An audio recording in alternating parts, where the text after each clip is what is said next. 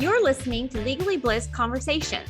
This podcast reclaims and rewrites the stories female attorneys have been told about how we should practice law, grow our businesses, treat our clients, treat ourselves, and craft our identities as female attorneys. We'll hear inspiring stories from current and former female attorneys, the ones who question the stories they've been told, the ones who aren't afraid to live boldly and step into their own power. We'll learn from women who define success on their terms. Through lighthearted and curious conversation, we'll unpack the challenges these inspiring female attorneys have already navigated. So join me on this journey. You'll be empowered and ready to rewrite a completely new story about what is possible for you. I would love to welcome Amy Impellizzeri. She is a reformed corporate litigator, a 2-year DC federal court clerk, a former startup exec, and award-winning author. After spending a decade at one of the top law firms in the country, Amy left to advocate for working women, eventually landing at a VC-backed startup company, Hybrid Her, named by Forbes Women as a top website for women, while writing her first novel, Lemongrass Hope, which was named a 2014 Indie Fab Book of the Year bronze winner in romance. I love that. Okay. Just lawyer romance. Her sophomore novel, Secrets of the World of Worry Dolls, was an editor's pick in Forward Reviews magazine. Her newest novel, I Know How This Ends, has been called perfect for fans of This Is Us by Book Tribe. Amy's first nonfiction book, Lawyer Interrupted, was published by the American Bar Association in May 2015 and has been featured in theatlantic.com, Above the Law, ABC 27, and more. Amy is a top copywriter, past president of the Women's Fiction Writers Association, and a contributor to She Is Fierce in Women Writers, women's books. Amy's essays and articles have appeared in the Huffington Post, Writer's Digest, The Glass Hammer, Divine Caroline, the ABA's Law Practice Today, and Skirt Magazine, among more. So, whoa, okay. I have to ask you, well, first of all, welcome. Thank you. Thank you. That was very beautiful listening to that laid out like that. So I very much appreciate that. Thank you. No. That's amazing. I'm so impressed. And when I heard you, I've listened to you on podcasts, a podcast in the past. It was a Wake Up Call podcast. Yeah. Oh, yeah. It was so good. I was like, oh my gosh, like I love her story. And I'm very curious, like I would love to know, where do you get your inspiration? So yeah, it's funny because I was a corporate litigator for 13 years. But I always say I was always a writer. So I was, as a little girl, I always was, I had a lot of diaries. I had journals lined up on my bookshelf. I was always narrating the room when I'd walk in, like I was a writer. But I also was always going to be a lawyer. I knew that about myself. And so when I started college, I was writing. I would still be filling those journals. I was taking creative writing classes, and I was also on my path to become a lawyer. And I actually got some advice, for good or for bad. I'm not really sure how I feel about it now. But a friend who was already in law school, he was a couple of years older than me, and he had already gone to law school, and he came back to visit us in college, and he said to me, Amy, you can't do both. Like, you have to pick. You have to decide whether you're a creative writer or a lawyer. And he said, when you write, you're not going to be able to write in your own. If you're a lawyer, you're not going to be able to write in your own voice. You're going to be writing in your clients' voices, and so you really have to pick one. And so I, boxed up all my creative writing. I put everything in a box, literally, and put it away for a long time. And I went to law school, and then I worked in the law for many years. And I took that path of not writing in my own voice. And so all these things were happening to me over the years. I don't know how much you know about my story, but I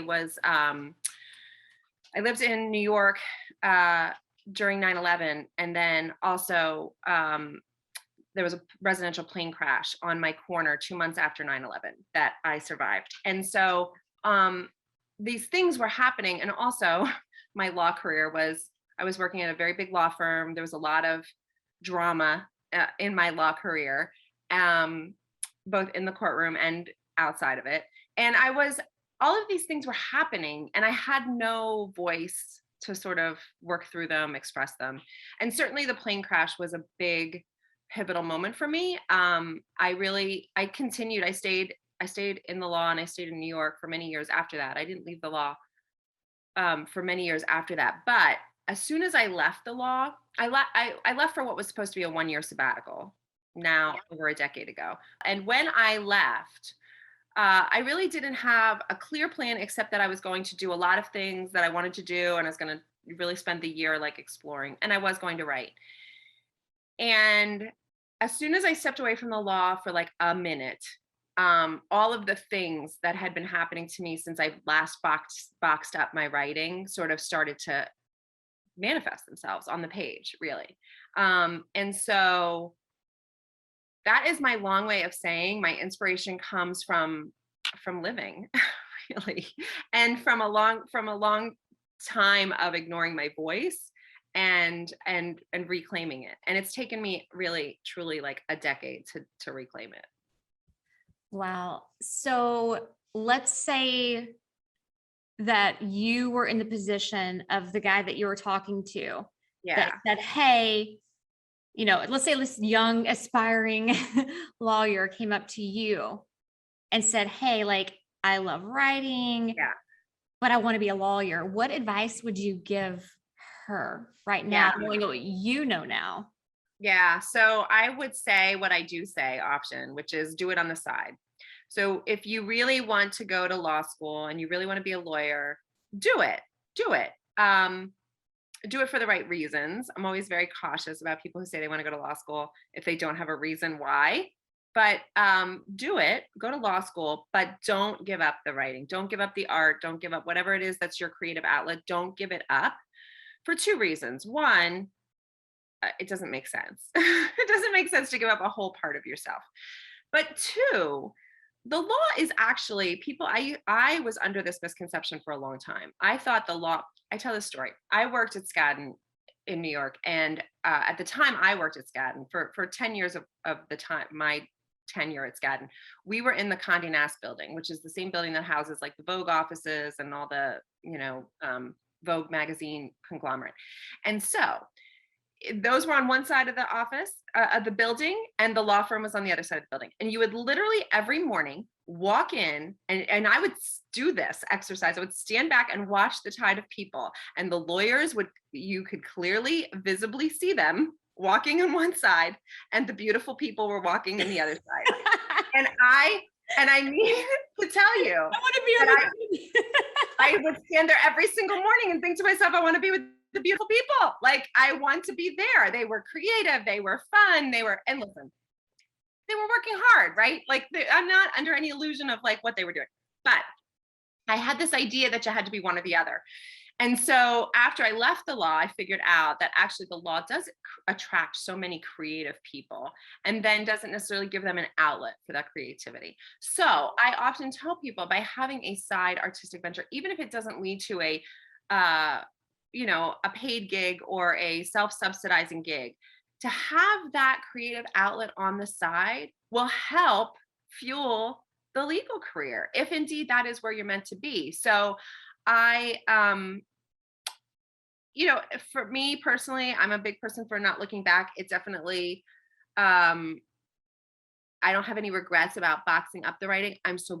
Because I found it again. So I'm so grateful that I found it again. I would have lots of regrets if I had never found it again. But I do encourage people to not give it up entirely. It's not necessary. So why do you think that attorney gave you that advice? I think he was trying to be helpful. He was in law school. He wasn't practicing yet. He was in the throes of it. He was feeling very overwhelmed. Sure. He was giving me very specific advice in the context of I was I was taking this American Lit class and I got a C on my Lolita paper. I did not understand Lolita in the same way my American Lit professor understood Lolita, and I still don't understand Lolita in a lot of ways. Most people do, and I was like saying to him, "Oh my gosh, I got a C. I'm never going to get into law school. I can't write." And he said to me, "Whoa, whoa, whoa, whoa, whoa! You have to give up this idea that you can do both." And so I extrapolated it into this big monster missive. But the truth was, he thought he was giving me good advice. He was, saying like, you got to pick one. He felt very singularly focused. He was in law school and he was not the right person. That's the problem. He wasn't the right person for me to be asking advice of at that time. And so internalizing the advice he gave me was potentially dangerous, but thank goodness it all worked out. Amy's advice is to be very careful about where you get your advice. Yes. Be careful what you wish for. Right? Like consider your sources. If someone is like struggling in the throes of their first year of law school, that's not the right, that's not the right source of advice. But you do that, right? Like you're in college and you look at someone who's in law school and you're like, oh, their shit, right? They know what's going on. Listen, and even somebody who's new to the practice, who's still finding their way, is not necessarily going to have all the answers. And no one person has all the answers, right? So it's about taking collective experience and it's about following your own gut too, and it's about following your own path. I used to say I have a very untraditional, unconventional path to publishing, but then I learned that everybody has their own path to publishing. It's all very unique. And so then I really started to understand in a very concrete way that we all have our own universal path, right? And I have to be respectful of that. Right. Yeah. I think that's a good thing to think about whenever your opinions differ from other people's, especially like when it comes to politics. Like you never really know what someone else's path experience has, have been, the teachers that they've had in their life, or anything like that. So I think it's definitely something to take into consideration. Yeah. I've learned that too with writing, because I find that people receive, books. I mean, I mostly write fiction, right? And so people receive the fiction with their own viewpoints, right? So they bring their own viewpoints, they bring their own perspectives, and then people will have varying, perspectives or varying takes on what I've written, on what this, they'll sort of like project a backstory into a character I never even thought of, and that's been such it's been a really like an interesting lesson in empathy for me, to understand how everyone brings their own perspective to story and to storytelling. And I tell the story, but then people interpret it and receive it in as many individual ways as that there are readers. And I have found that actually an incredibly rewarding and also challenging part of the publishing process. Yeah. And that's kind of analogous to what you were talking about a minute ago, whenever you wrote the paper on Lolita and you got the C on it. Yeah. Right. Like it kind of comes full circle, but you see that you're like, well, maybe I should have gotten an A, and that professor, I would give that professor a C for his interpretation. Right. So he had a totally different experience to that point than I had. And so we both brought competing interests, perspectives to that point. He was the one in charge of the grades. So have you sent him any of your published books? That's very funny. I have not. I actually do have, I have kept in touch with other professors over the years, but he is not. Okay, you need to like get every one of your books tied up in a pretty bow. Yeah, that's interesting. Yeah, I actually never thought of doing that until just now. So thank you. Like thinking about you, I was, talking about you the other day and our differences on Lolita, and I just wanted to send you the books that I've published. I'm just kind of curious, like, have you published lately? I haven't seen your name out there or anything, but I'm just curious, but I was thinking about you. So here you go. Yeah, it's funny. I think about him a lot, actually. I'm sure he thinks about me not at all. And I'm sure he'd be very interested to know how much I think about him. So, I look back at undergrad and I have a few professors that it really resonated with me, and probably not a great way, right? And I think about them a lot. And yeah, it's really funny because I feel like that like one person in particular, I look at him and I think he had such an impact on my life trajectory. And he probably doesn't even know I exist. Like, I was just one of the hundreds of students I'm sure he's ever had, if not thousands. And so, but it's interesting how that happens. But so so you're at Skadden. So were you there all of your 10 years? So no, so yes, I was there for 10 years, but I actually, so after my federal clerkship in DC, I then actually went to a boutique firm in New Jersey. It's funny, I was not going to practice in New York. I was going to stay in Philadelphia. And I'm from Pennsylvania. I was originally going to practice in Philadelphia. So I took the Pennsylvania and New Jersey bars because I was going to be in or around Philadelphia. And then, as luck would have it, I ended up moving to New York. There was a man involved, of course. I mean, it happens to the best of us. Yeah, it does. So I moved to New York, but I wasn't barred in New York. But I was barred in New Jersey. So I was commuting out to New Jersey, and I got this job with a boutique law firm out there, and it was a fabulous position. And I was there for 3 years, and it was a litigation firm. I was in court all the time. They only hired law clerks, but it was a firm in New Jersey, and I was living in New York, and I was commuting out of New York. And so I started to get courted by Skadden, and I decided to jump ship. And I remember when I went to the hiring partner's office at my old firm, and I said I was taking this job in Skadden, and he said, "You are going to hate it there." And I was like, "What? Why would I hate it at Skadden?" And he was like, "You're a litigator, and you are gonna hate it there." And it was funny. I mean, there were a lot of red flags because here I was interviewing at Skadden, but I was trying a case at my old firm, and I'd have to schedule my interviews around like depositions and trial dates. And I remember the attorneys at Skadden being like, you're what? You're gonna be in court? You're gonna be in deposition, but aren't you like a second year associate? Like, I don't understand. And I didn't think to myself, like, wow, that's kind of a red flag, And so I left, right? And all of a sudden, here I was at Skadden, and the expectation was that I was gonna be like locked in a room doing document. Were you doing document review? Is that what they had you do? Like, Well, I was too young to know what I didn't know. So when I took the job, I said, "Oh yeah, I would love to be part of I was joining the Mass Torts Litigation Department." And I said, "I would love it." And just FYI, one thing, I'll do anything, but one thing I won't do is document review. And in hindsight, it was so arrogant. But and they were like, oh. So they didn't assign me to a document review. They assigned me with some associates and a partner who were doing a lot of briefing, and that's what I did. But my days of being in court every week were over.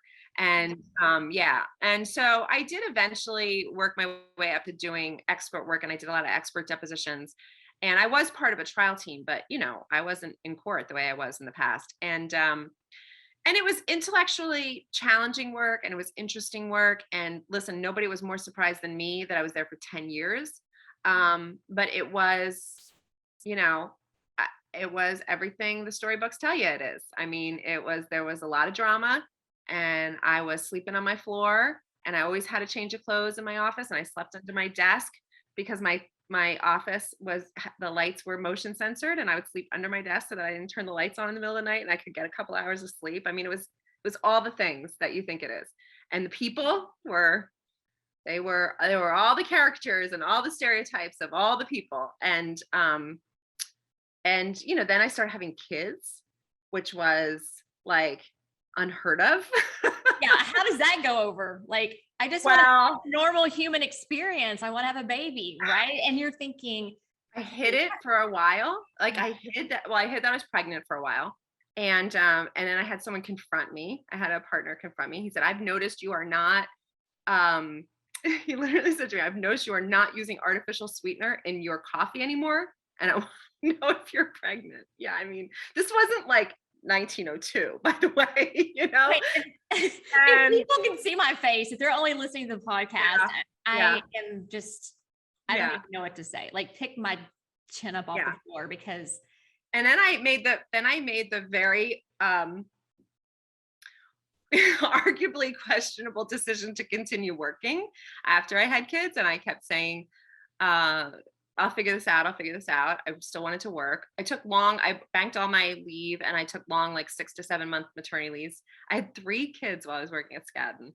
That is more outrageous than any verdict I worked on, I promise you. And so each time I had a baby, I kept it a secret, really. And I just kind of banked my sabbatical, my leave time. And then I would tell them basically on the eve of leaving. And there was no maternity Having a policy. baby tomorrow.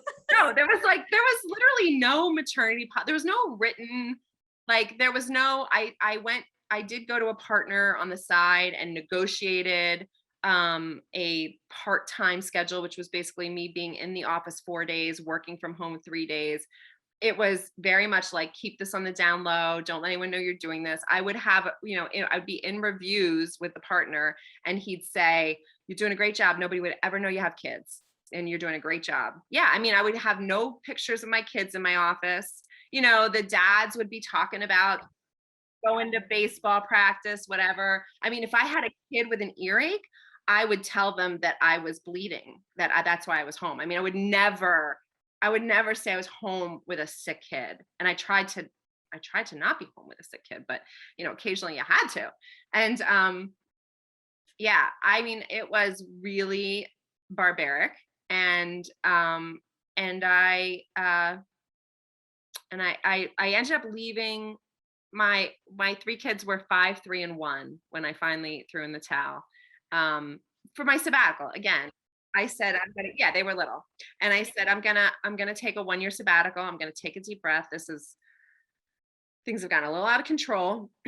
And my husband at the time was he was in his residency. Yeah, I had put him through medical school, and he was not a partner in the process, right? So he had his own thing going on. And he was in his residency at the time that I left. He was actually just starting his fellowship at the time I left. And it just was like a good segue for me taking a year off to regroup. And the idea was, I'm just going to regroup. We'll see where we are at the end of this year. How, can I make it work? Do I miss it?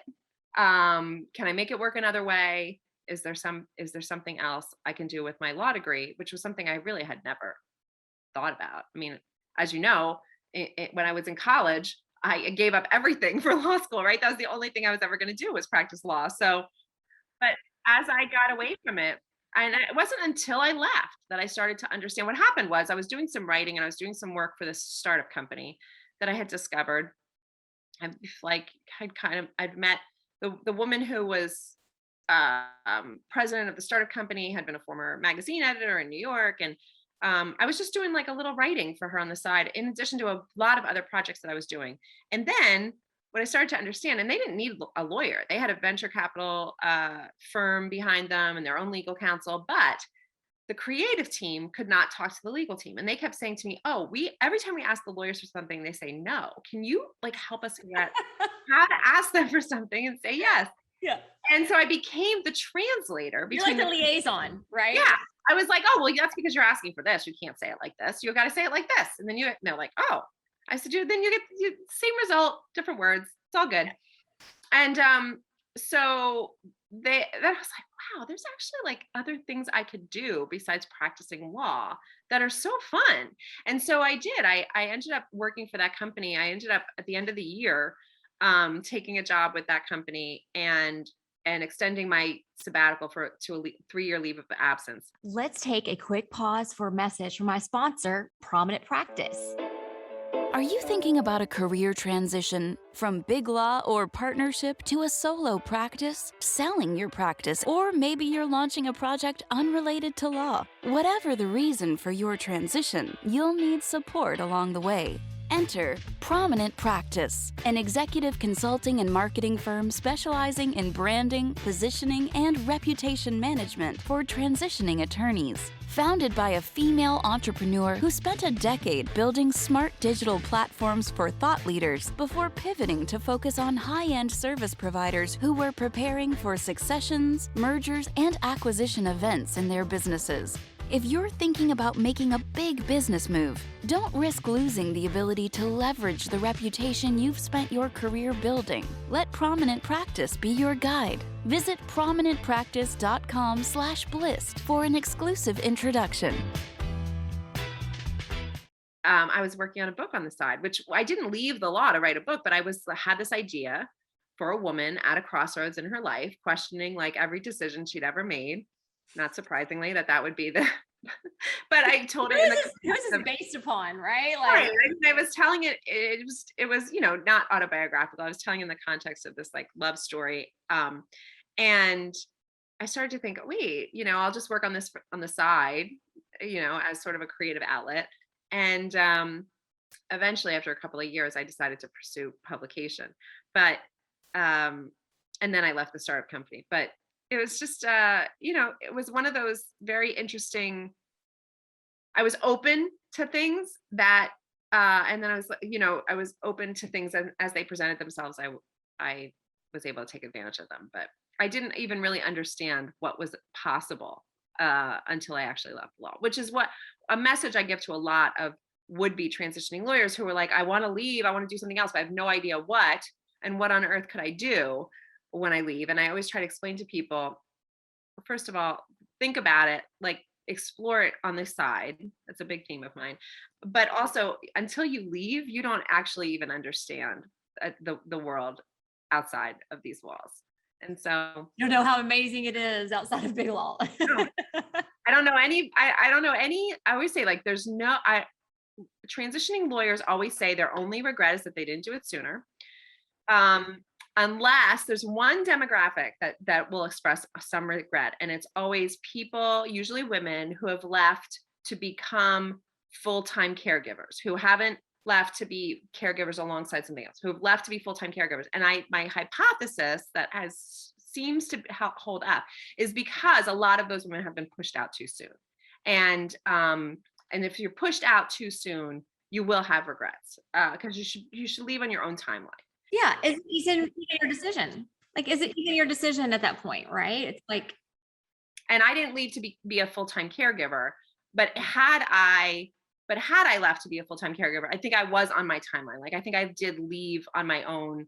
I left at the time that I was ready. But if you don't leave on your own timeline, then you have regrets. And so I often tell people, like, don't leave, don't run out the door. Just like at its worst, like wait, take a beat, yeah, and cultivate your exit strategy, because running out the door too soon will lead to regrets, right? So sure. I like that, cultivating an exit strategy. So when you took your sabbatical, you weren't necessarily cultivating an exit strategy. No, I was winging it for sure. Yeah. I was winging it. So I was just of the mindset that I would spend 1 year doing things that I wanted to do, and I wouldn't do anything I didn't want to do. I was like, I only have a year. I don't know what's going to happen at the end of this year, and I got to make it count, right? So I didn't finish books that I didn't love. I didn't finish meals I didn't love. Like, I was just like, we're going to only do things we love, right? Love that. So I did write, and I did a lot of advocacy work, and I worked I volunteered for a nonprofit, and I did some pro bono work.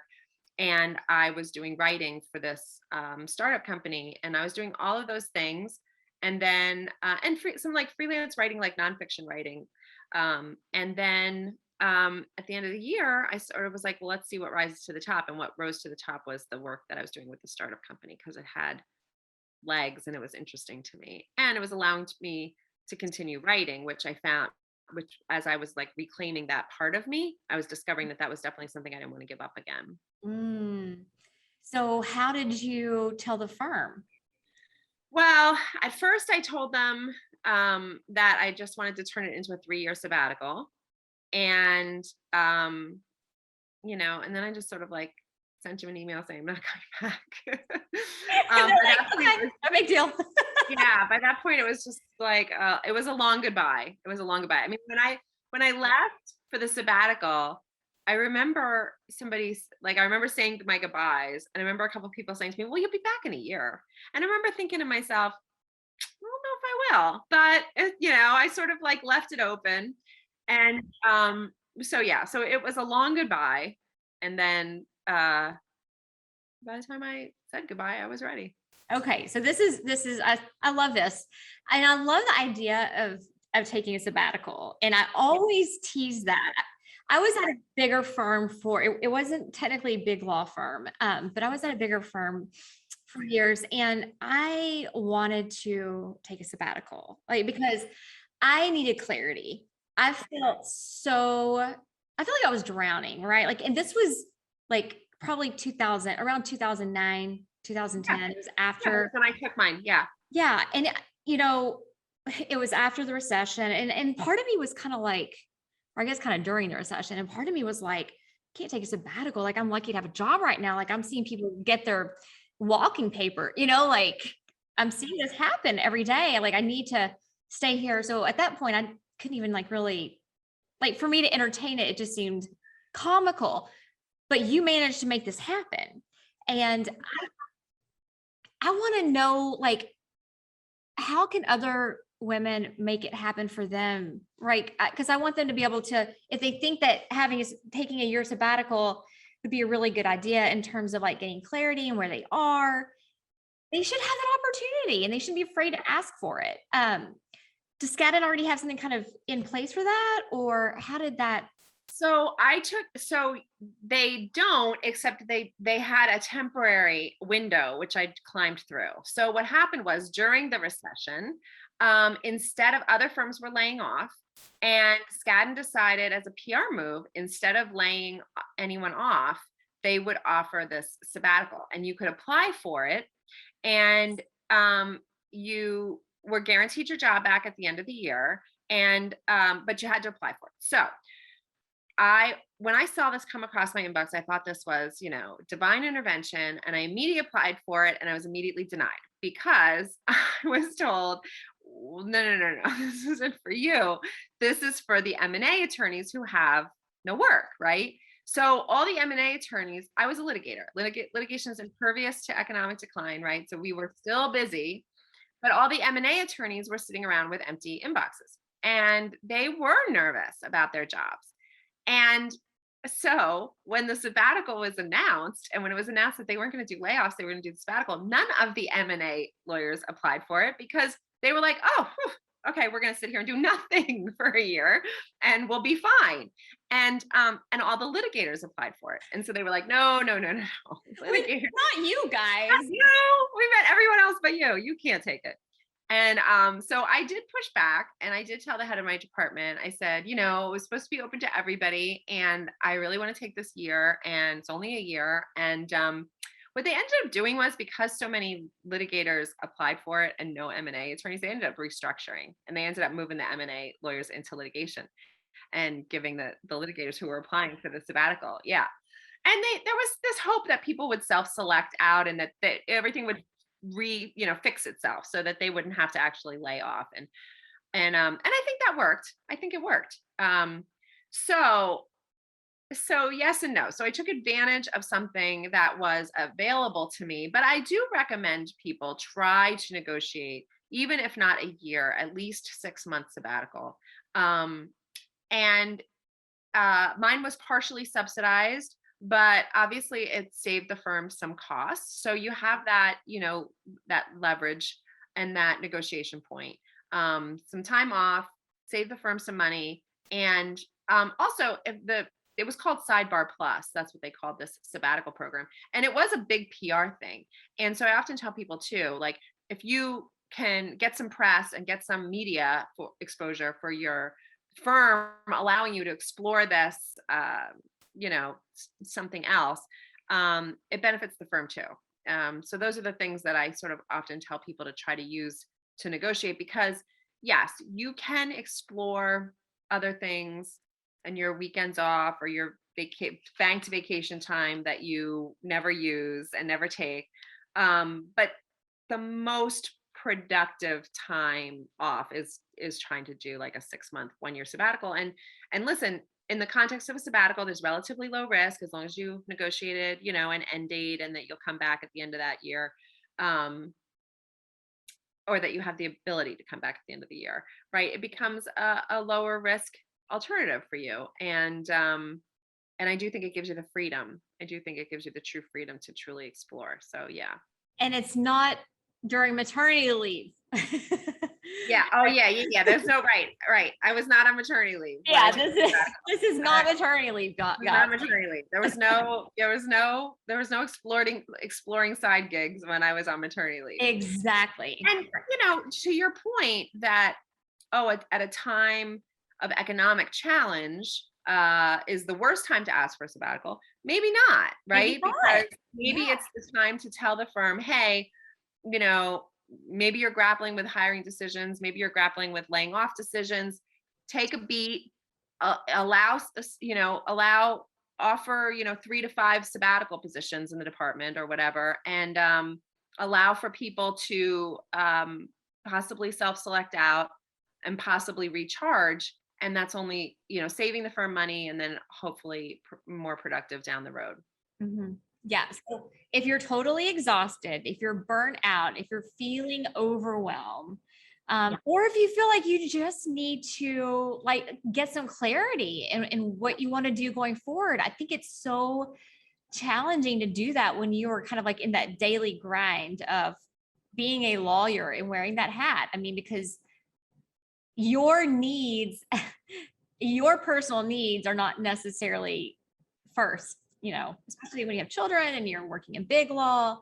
I do think that we have this vision of ourselves as being so utterly replaceable and dispensable when we work in law firms. And it's the culture.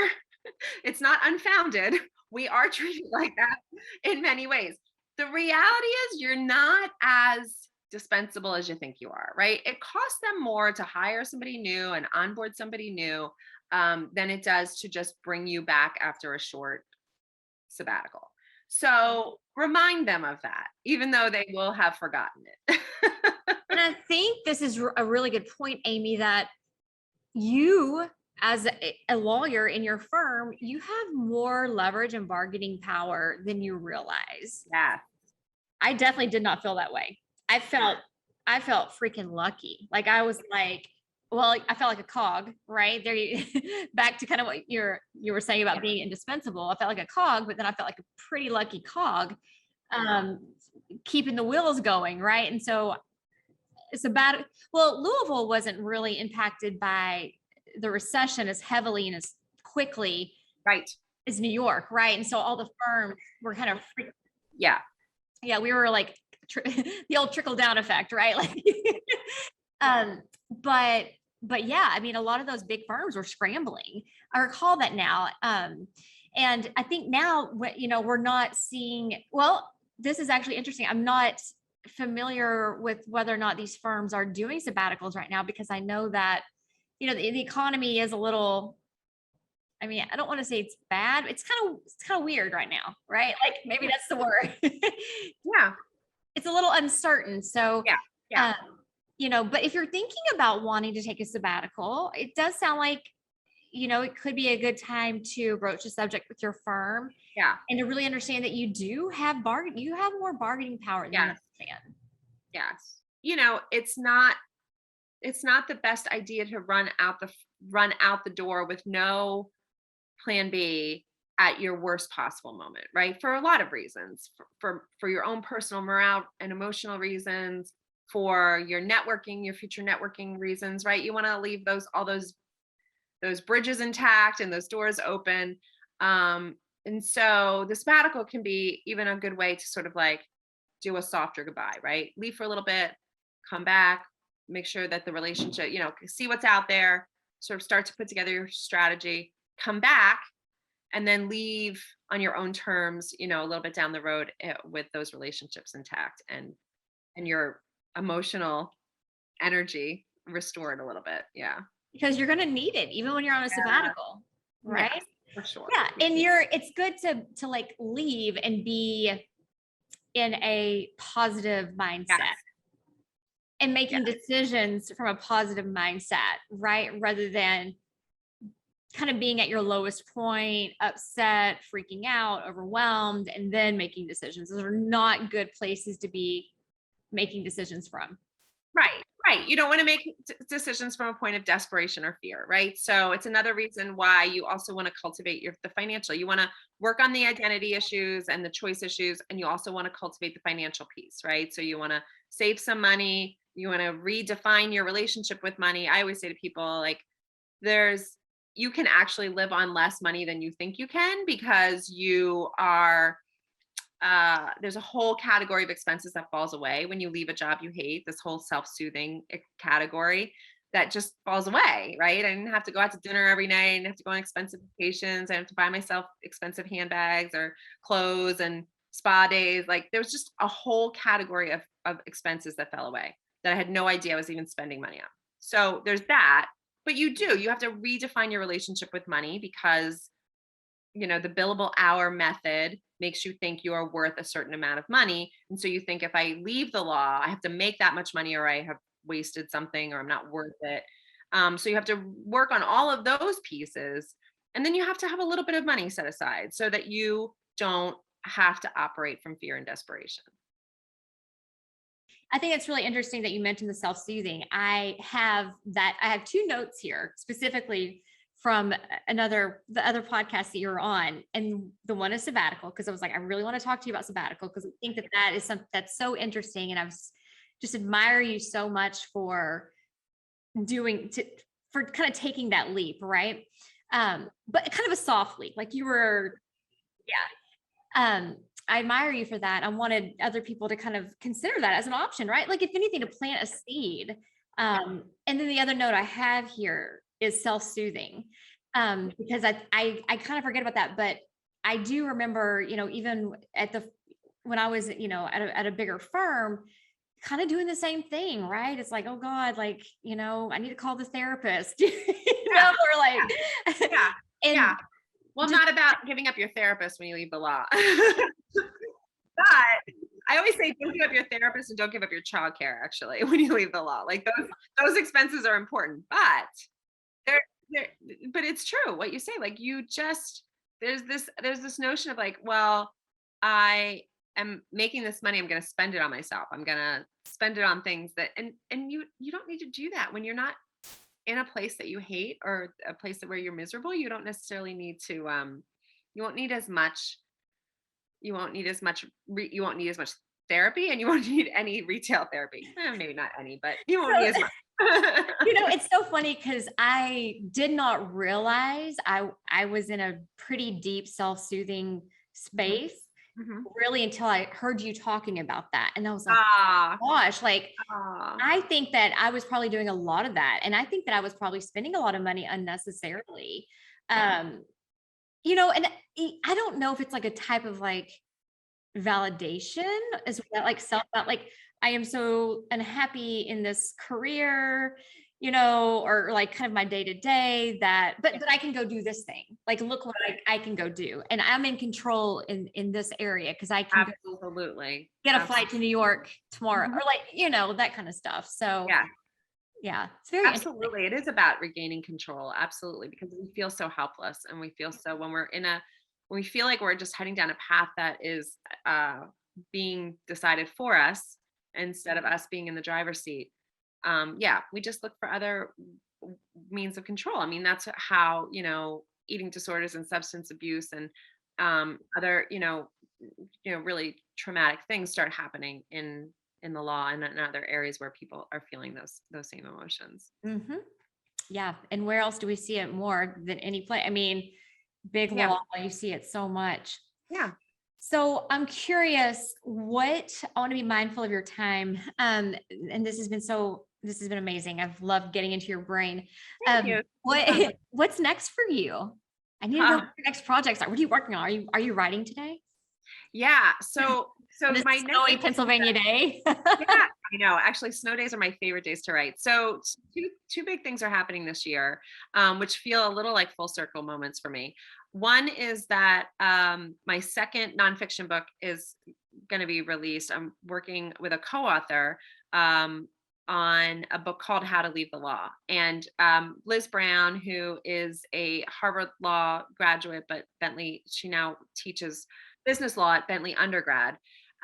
She wrote a book called Life After Law around the time that Lawyer Interrupted, well, right before Lawyer Interrupted came out, because she actually wrote the foreword for Lawyer Interrupted.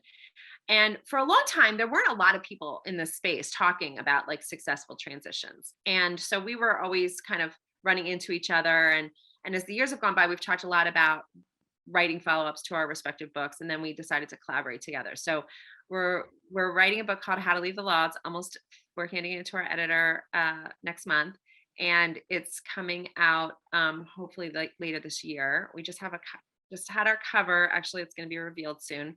So I'm excited about that. Yeah, and that feels good. But the other really big full circle moment for me is that my next novel is coming out. It's the first in a series, and it's my first true legal drama. And I never wrote legal drama before. I have one book that was sort of marketed as a legal thriller, but it has a courtroom scene in the beginning. It really is a psychological suspense novel. And so this is my true first legal drama. It's definitely a courtroom drama at the intersection of I call it the intersection of courtroom drama and psychological suspense. So it's still suspense, which is a favorite genre for me, but it's definitely a courtroom book. And it's about a former lawyer who goes back to the law for one case only, to defend the woman accused of murdering the lawyer's husband.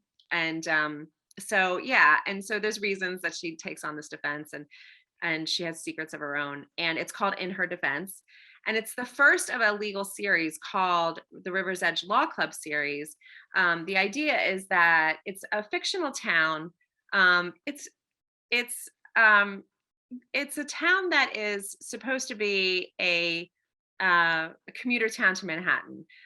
So it's close enough to Manhattan to have all of that fun to it, but it's a town that's impersonating a small town. Basically, it has a main street and has all the trappings and like visual markers of a small town, but it's not really, because it's a commuter town to Manhattan, right? So it's small enough that everybody should know each other's secrets, but they really don't. But at the center of this town is a law club, and it's called the River's Edge Law Club. And it's like a country club, except it's not. It's a country club for lawyers, right? And so like other towns have, they're known for their biotech industry, or they're known for their retail flagship, but this town is known for its lawyers. And it's got this, I love it. Yeah, it's got this law club, and that's where all the backdoor deals happen, and all the corruption gets swept under the carpet, and the judges have martini lunches there, and the women aren't necessarily always made to feel welcome. And so the series each series will feature a different unlikely heroine, sort of exposing corruption and backdoor politics in this town. But it will kind of move back and forth it's like kind of like like I said, it's a fictional town, but it's sort of almost meant to be like a Hudson Valley, New York town. And so it moves back and forth between River's Edge and Manhattan. And I'm really excited about it. So In Her Defense is coming out this May.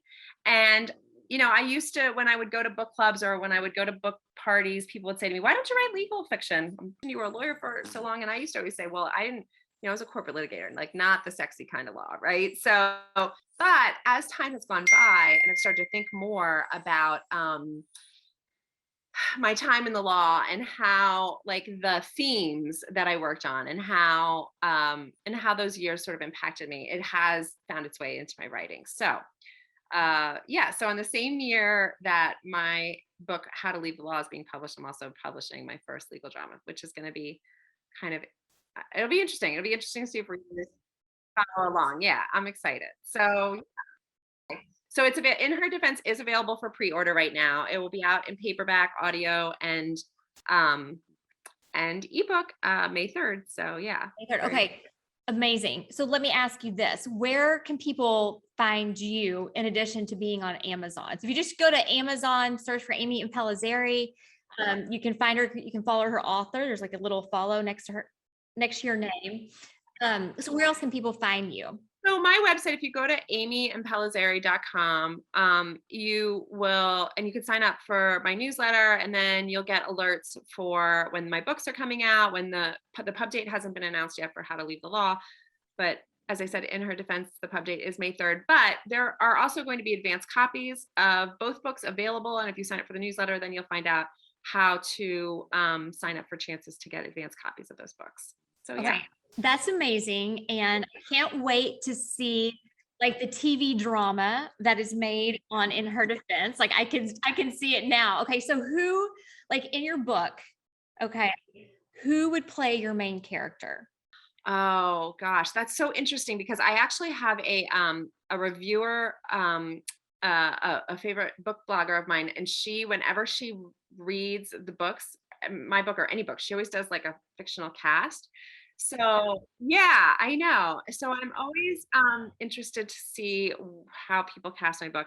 I don't know. So the two characters are Ingrid Delorio is the lawyer who is a former lawyer who comes back, and her client is Opal Rowan, and they're both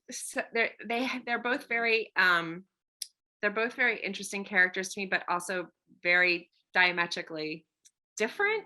And so I don't know. I have to think about it a little bit. Actually, that's funny. That's the first time I've thought about who would play them. Certainly not me. And this series, even though it's ironically a legal drama series, is probably the least. All of my other books, I always say, like before this, my first 5 novels, set end to end, were like my memoir, right? I write fiction because I'm not brave enough to write nonfiction, but they were very personal, right? They were very personal stories. They were not autobiographical, but they were very personal. But this series, ironically, even though it's legal drama, I think is probably the least personal, most imaginative effort of mine. So I think that's why it'll be interesting to see how people receive them. I think that's amazing. And I'm going to go pre-order your book when we get Good. Okay, awesome. Thank you. That's amazing. I'm so excited for you. And I will put a link to your website in the show notes. So I'm going to wrap this up, but I want to thank you so much for being here. And you told me at the beginning of our conversation that you get your inspiration from living life. So go out and play in the snow, do whatever you got to do for yes. That's what I'll do. And you do the same. Thank you for having me. This is wonderful. I think it's wonderful what you're doing, and I wish you all the best. Thank you so much for hanging out with us today on Legally Blissed Conversations. If you love this episode and you want to hang out with other inspiring and light gold female attorneys, be sure to join the Legally Blissed community at legallyblissed.com. And be sure to follow me on Instagram at Susie Hickson. See you next time.